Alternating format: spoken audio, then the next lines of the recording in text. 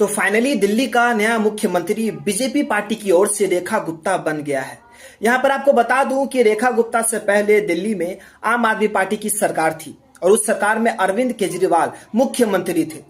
और जब सत्ता में ये पार्टी थी तो जिस तरह से नई नई विकास और डेवलपमेंट की बात कर रहे थे, उस हिसाब से ये लग रहा था कि दिल्ली में आम आदमी पार्टी की सरकार को हराना नामुमकिन है।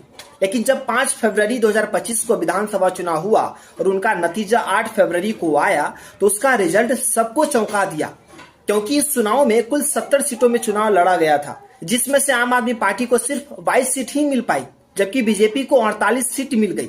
अगर यहाँ पर पिछले चुनाव की बात करूं जो 2020 में हुआ था, तो उसमें 70 सीटों में आम आदमी पार्टी ने कुल 62 सीटें जीती थी और बीजेपी सिर्फ 8 सीटें ही जीत पाई थी।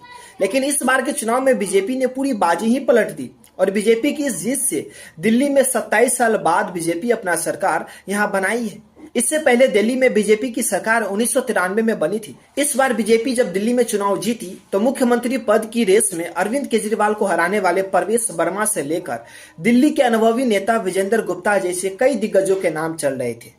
लेकिन बीजेपी ने रेखा गुप्ता को मुख्यमंत्री बनाने का फैसला किया।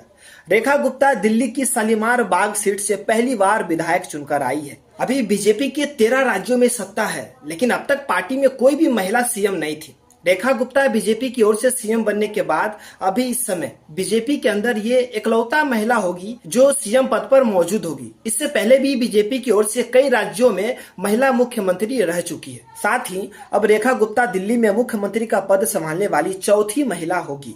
इससे पहले सुषमा स्वराज बीजेपी की तरफ से, शीला दीक्षित कांग्रेस की तरफ से और आतिशी आम आदमी पार्टी की तरफ से दिल्ली की सीएम रह चुकी।